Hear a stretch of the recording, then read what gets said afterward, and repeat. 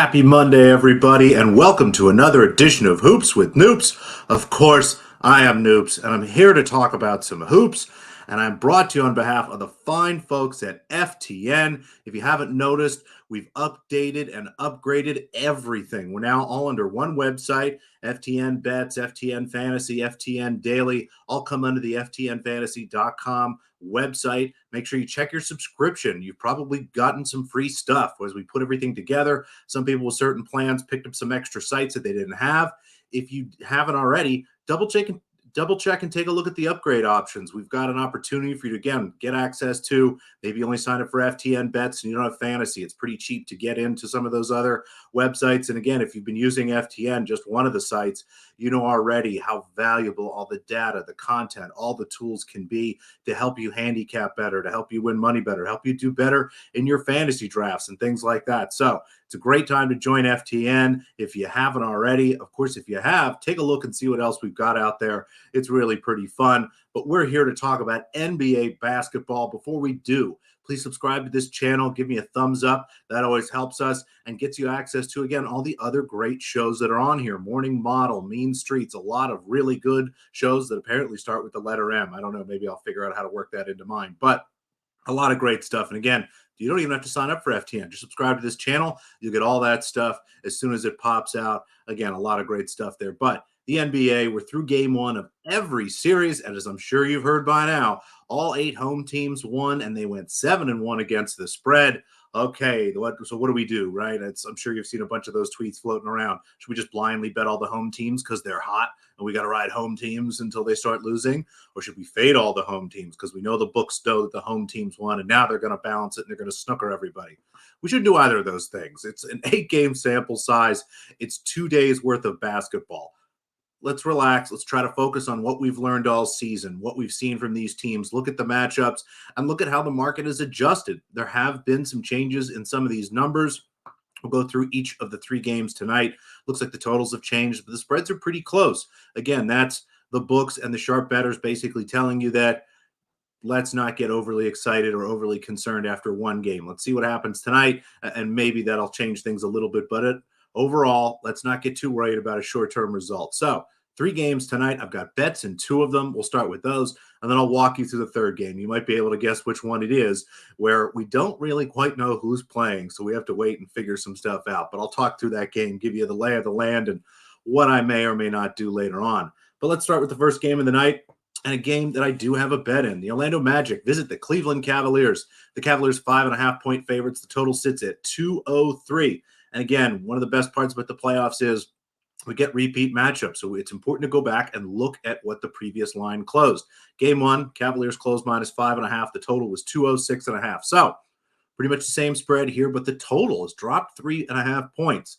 You look at the spread and you would think maybe Cleveland would see a little bit bigger of a number here in this game after coming out fast against Orlando, really controlling that game and winning it comfortably by about 14 points.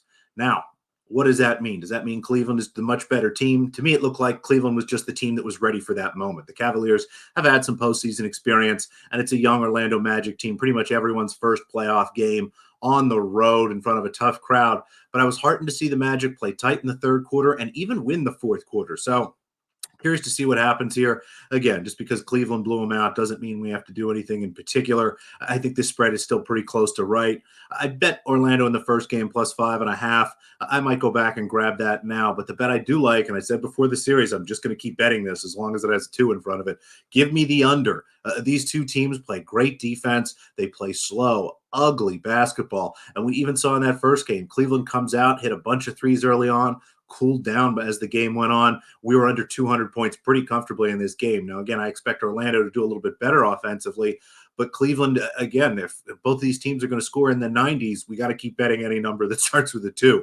I make this total 199. 203 looks like a really nice number. Anything 202 or higher I like.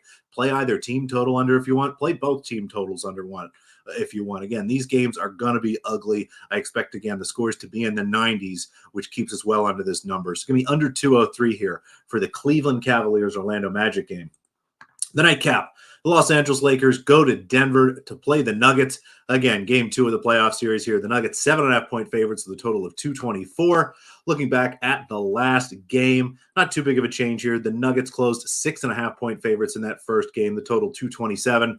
Again, spread's pretty much the same. The difference between 6.5, and 7.5, yes, that's a point, but it's not really a huge difference. If it was 6.5, maybe to 8.5, that would be something really worth noting. But I think we're just looking at the fact that Denver now has won 9 games in a row over the Lakers and beat them again, despite some really good performances. Anthony Davis had a really nice game, 32 points, 4 blocks, filled up the stat sheet. LeBron James really efficient, 10 for 16 from the field, points and rebounds as he always does. But you go back and look at the point differential while they were on the floor, both -12, -14 between the two of those guys. Again, that means while Anthony Davis was on the floor scoring 32 points and being efficient, the Nuggets won those minutes by 14 points. That is really staggering when you think about it. So it makes sense for Denver here to win. Again, the total adjusted down a pretty good chunk here from 227 down to 224. It's just playoff basketball. Generally, the totals start a little high and come down. Curious to see what happens here. I'm pretty close to both of these numbers, but one of my favorite angles all year, and it's going to continue to be a good angle for us. I didn't do it in the first game because, again, the Nuggets hadn't played in a week. And to no surprise, the Lakers come out. They win the first quarter, I believe, by 7 or 8 points, a thing that Los Angeles rarely does. One of the worst first quarter teams in the NBA all season, but got off to a good start. I think that just speaks to the fact that the Lakers had played more recently, whereas Denver had a whole week off.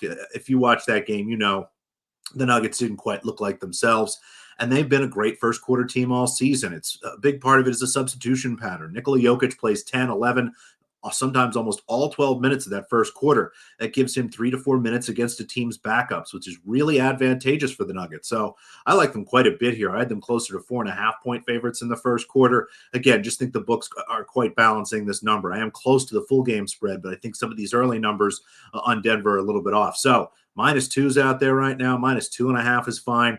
Give me the Nuggets early in this game. I like them in the first quarter. Now, not for Noops, just one game here, but I just try to give you an idea of why I'm not betting it. I know people are watching this. They want bets, and I'm sorry, I got nothing in this game. But let's talk through my Philadelphia 76ers going to New York to play the Knicks. The Knicks 6-point favorites. The total sits at 205. Again, taking a look at the line from the last game, the Knicks closest 4.5-point favorites with a total of 208. So again, another 3-point move on the total and 1.5 points here on the spread.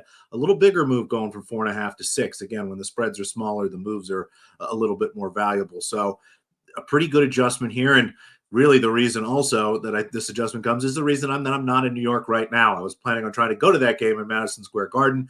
But for those of you that watched, I'm sure you saw or have heard by now, Joel Embiid went down pretty hard in the first quarter, did return the game to finish it. But we've seen in this situation, the Sixers get pretty concerned with him. They try to be less risky, more conservative. He's questionable tonight, and I don't think it's 100% that he's going to be in. In fact, I think it's pretty much a coin flip. My guess is they'll see how he does pregame. If there's any inflammation in that knee, he's likely to sit. At the same time, Tyrese Maxey was added to the injury report today, questionable with an illness. We have no idea if Maxey's going to play. We have no idea if Embiid's going to play. How do we bet this game? This number kind of tells me the market expects Embiid to be in, Maxey about 50-50 in or out. Again, if both are in, I think this number drops a little bit. Maybe we're looking at Knicks 4.5 like we did game 1, maybe Knicks -5.